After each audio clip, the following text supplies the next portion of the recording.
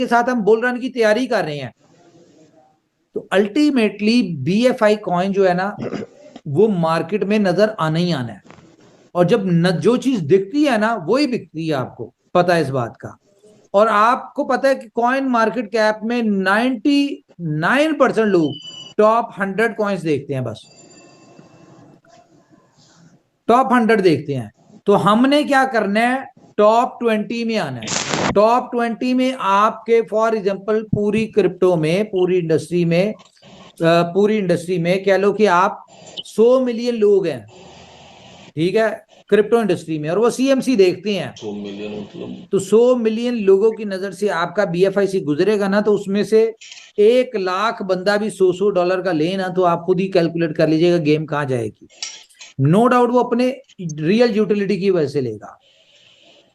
तो जी आपके लिए एक देखें, मैं फिर आपको बताऊं कि एक बात को आप बड़े अच्छी तरह से पल्ले बांध लें।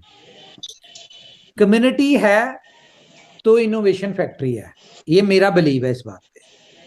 दोबारा सुने, कम्युनिटी है, वो BLF की हो, वो USDB की हो, BFIC की हो, वो डेक्सा की हो, वो किसी की भी हो, कम्युनिटी है तो इनोवेशन फैक्ट्री है। इनोवेशन फैक्ट्री है तो मैं हूं,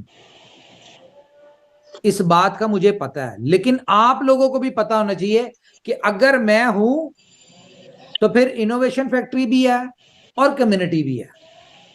इसको रिवर्स में भी आप देख लो। तो पहली दफा लीडर्स को सारी बात का पता है। मैं आपको बताऊं, एक आप लोगों के लिए अच्छी न्यूज है और एक थोड़ी सी हार्ड न्यूज है, लेकिन हार्ड ऐसा है नहीं, फील करने पर डिपेंड करता है। देखें, इनोवेशन फैक्ट्री ने आज तक सिर्फ बांटा है। अगर हम BFIC की बात करें तो कंपनी ने मैक्सिमम 5 से 7 लाख कॉइन बेचा होगा, बाकी 64 लाख तकरीबन ये सारा लोगों को रिवॉर्ड में मिला, और लोगों ने कम से कम $12-14 पे तो बेचा ही है जो भी रिवॉर्ड मिला। तो आप खुद इमेजिन करें कि 64 लाख कॉइन कंपनी ने इसके ऊपर दे दिया, रिवॉर्ड पे दे दिया। हम इसको भी कैलकुलेट करते हैं क्या क्या दिया, कितना दिया। ये कंपनी की हेडिक नहीं है, आपको फ्री में मिला, आपने जिस रेट के ऊपर बेचा वो आपकी हेडिक थी। जो सब्र करने वाले हैं उनको बेनिफिट होगा, बहुत बड़ा बेनिफिट होगा। जिन लोगों ने सब्र नहीं किया वो अपना उसके, उनको आज एहसास नहीं हो रहा, आने वाले वक्त में उनको रियलाइज हो जाएगा कि उन्होंने फायदा किया या लॉस किया कम रेट पे बेच के। तो कंपनी अपने इन चक्करों में पड़ के अपने रोड मैप से हट रही थी। तो बड़ी न्यूज आपके लिए यह है कि सबसे पहली न्यूज कि USDB के जो होल्डर्स हैं, जिनके पास USDB है, वो खुश हो जाए। वो खुश क्यों हो जाए? अभी जो उनका USDB जो वो बेच रहे हैं, कोई आधी कीमत पे बेच रहा है, कोई थोड़ा सा ऊपर बेचता है, यानी 0.5 पे बिक रहा है, 0.6 पे बिक रहा है। आप लोग आज, मैं कहता हूं, आप USDB आधे सेंट पे बेच के आप उसका बिटकॉइन ले लें। 1,000 एक बंदे के पास फॉर एग्जांपल 70,000 पड़ा हुआ है, वो उसको आधे सेंट पे बेचता है, 35,000 का बिकता है, 35,000 का वो बिटकॉइन ले ले। अगले 4 महीनों में बिटकॉइन ने 35 से 70 का नहीं होना, लेकिन आपका USDB जो आज आपके पास पड़ा हुआ है वो अगले 4 महीनों में 50 सेंट से $1 का हो जाएगा। और वो मेरी गारंटी है, कंपनी की गारंटी, कंपनी आपसे लेगी। तो इस बात को आप ये समझें कि आपके पड़े पड़े पैसे जो हैं वो डबल हो रहे हैं 4 महीनों में। ट्रेड करके भी आप पैसे डबल नहीं कर सकते, किसी प्रॉपर्टी में भी इन्वेस्ट कर दें आपके पैसे डबल नहीं हो सकते 4 महीनों में। आप दुनिया के किसी भी कारोबार में लगा दें, आपके डबल गारंटेड नहीं हो सकते। हाँ, हो भी सकते हैं, लेकिन उसमें जितना अगर चांसेस होंगे ना होने के, उतने ही चांस होंगे लॉस के भी, कि ये आपका पैसे 20% नीचे भी आ सकते हैं। लेकिन यहाँ पे USDB वालों के लिए अच्छी बात क्या है, गुड न्यूज क्या है, कि इनके 4 महीनों में USDB 100% उनका पैसा जो है वो डबल हो जाएगा, और कंपनी आपसे एक्चुअल वैल्यू, डॉलर वैल्यू के हिसाब से आपसे वापस आपको करेगी डॉलर वैल्यू के हिसाब से। लेकिन इसके लिए करना क्या है, ग्लोबली मैं चाहूंगा ये वाला पार्ट जरा अजीज शाह जी आप जरा डिस्कस करते हैं कि यूएसडीबी को मैं बता दूं हम क्लोज करने जा रहे हैं। यूएसडीबी 20 तारीख के बाद कहीं पे यूज नहीं होगा, किसी प्रोजेक्ट में यूज नहीं होगा, क्यों नहीं होगा वो बताते हैं आपको जी सिंह जी। शाह जी प्लीज। जी उमर भाई मैं बता देता हूँ।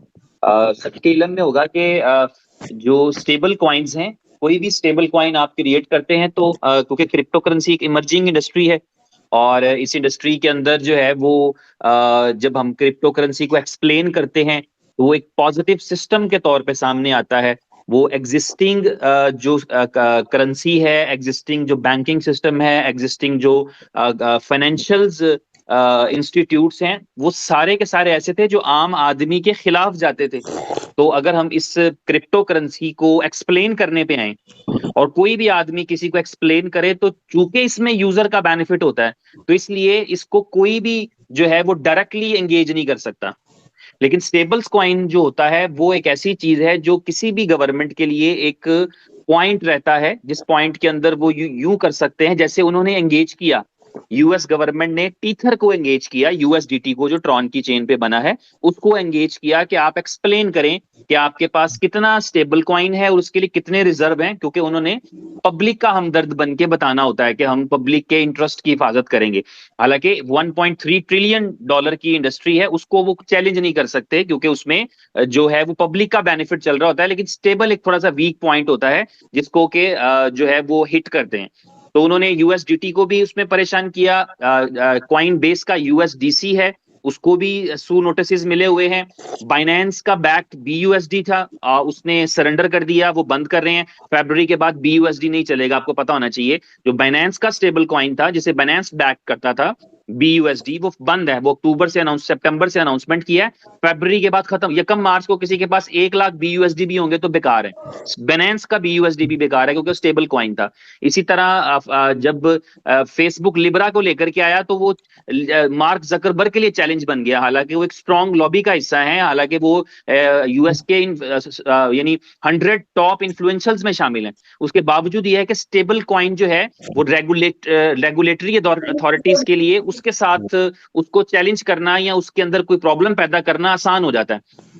तो यहां पर जो है हमारे पास भी बहुत सारी ऐसी न्यूज थी। हमारे एडवाइजर जो अमेरिका में हमारे एडवाइजर्स हैं, जो यूएई में हमारे एडवाइजर हैं, या जहां जहां पर भी ग्लोबली क्रिप्टो के हवाले से एडवाइजर्स हैं, कंपनी की रेगुलेशंस हैं, उनके हवाले से हमें यह एडवाइस मिला कि आप अपने स्टेबल कॉइन को उसी तरह जिस तरह बाइनेंस पीछे हट गया है, जिस तरह जो है वो लिब्रा पीछे हट गया है, यानी फेसबुक पीछे हट गया है, इस तरह से जो दूसरे कॉइन्स हैं वो अपने उनके लिए प्रॉब्लम्स क्रिएट होते हैं ओवरऑल कंपनी के लिए। तो स्टेबल कॉइन को अगर आप बंद कर देंगे, क्योंकि जब ये स्टेबल कॉइन क्रिएट हुआ था, आप सबके इल्म में होगा कि इस स्टेबल कॉइन को जब क्रिएट किया गया था, जिसे हम यूएसडीबी कहते हैं, बीफर कहते हैं, जो इस इनोवेशन फैक्ट्री का स्टेबल कॉइन है, जब इसे क्रिएट किया गया था तो इसको बैक्ड किया गया था बीएफआईसी से, यानी उतनी वैल्यू का बीएफआईसी लॉक कर दिया गया था उस प्राइस के अकॉर्डिंगली।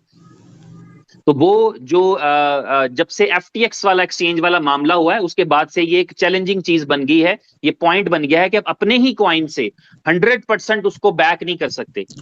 यानी ये कोई लॉ नहीं है, लेकिन जब आप इसको किसी भी इस तरह के इंस्टीट्यूट में या कहीं भी रेगुलेटरी अथॉरिटी के पास जाते हैं तो ये उनके पास एक वैलिड पॉइंट होता है कि स्टेबल भी आपका है, कॉइन भी आपका है, तो पूरा स्टेबल ही फिर आपका जो है वो रिस्क पे चला जाता है। तो आप अपने कॉइन से को 50% तो बैक कर सकते हैं, लेकिन 50% के अगेंस्ट आपको कोई दूसरे रिजर्व रखना पड़ेंगे, दूसरे रिजर्व शो करना पड़ेंगे। तो यहां पर फिर ये वाला जो है कि इस तरह के किसी भी चैलेंज में कंपनी जाए या कंपनी के फाउंडर जाएं या आपका नाम जाए या आपके प्रोजेक्ट्स जाएं, उससे बेहतर ये है कि हालांकि ये एक मुश्किल फैसला, ये वही बात है, लेकिन उमर भाई ने ये डिसीजन लिया कि मैं जो हूं वो इस स्टेबल कॉइन को क्लोज करूंगा, और जिनके पास ये स्टेबल कॉइन मौजूद है, आज वो जिस भी प्राइस पे बेचते हैं, कम पे बेचते हैं, बहुत कम पे बेचते हैं, ये नहीं बेचते, उनका ये स्टेबल कॉइन $1 की वैल्यू के ऊपर ये कंपनी उनसे बाय बैक कर लेगी, आप ये समझ लें। तो इसलिए इस स्टेबल कॉइन को क्लोज करने के लिए जा रहे हैं यूएसडीबी को। इसमें फर्क नहीं पड़ता था, हमारा बुलेटों में यूएसडीबी धड़ाधड़ आ रहा था, 5 में से 6 करोड़ के करीब टोकन हमारे पास यूएसडीबी वापस आ चुका है। अगला 2 करोड़ जो था वो भी अगले 2 महीनों में आ जाना था, हमें इसमें मसला कोई नहीं था। लेकिन रीजन क्या बनी, रीजन ये बनी कि भाई अगर इस 2 महीने के दौरान हमने अपने इस वॉलेट में अपना यूएसडीबी जितनी टोटल सप्लाई थी वो कंपनी के वॉलेट में हमने शो करनी है कि भाई हमने इशू किया था और इसको हमने वापस दे दिया, वापस ले लिया। आपको पता है कि इसके पीछे अगर हम यूएसडीटी को देना चाहें, कंपनी देना चाहे, तो इसके लिए बहुत बड़ा यूएसडीटी की इन्वेस्टमेंट चाहिए, जो कि आपको पता है कंपनी नहीं देगी, अभी दे नहीं सकती। ठीक है, तो इस तरह के मामला हैं। कंपनी को इससे कोई फर्क नहीं पड़ता था, कंपनी का ये लग रहा था फ्री में कंपनी के पास वापस आ रहा था, उसे कोई फर्क नहीं पड़ता था। लेकिन क्यों, इसकी वजह से हमें थ्रेड है कि कंपनी के ऊपर कोई इफेक्ट ना आए या मेरे ऊपर कोई इफेक्ट ना आए।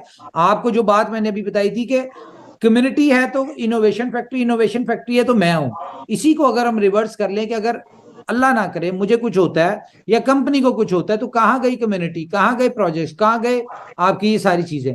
तो इन सारी चीजों से बचने के लिए कंपनी ने ये डिसीजन लिया है, बहुत ज्यादा सोचने के बाद। 10 दिन से हम इसके ऊपर वर्किंग कर रहे थे और लीडर्स के साथ हमने सजेशन ली, मशवरा लिया अपने 100 रत्न के साथ। तो डिसीजन ये हुआ कि जहां जहां यूएसडीबी यूज हो रहा है उसकी जगह अब बीएफआईसी यूज होगा। फॉर एग्जाम्पल बुलेटों में $1 की पहली स्लॉट के ऊपर 2 यूएसडीबी लग रहे थे, तो अब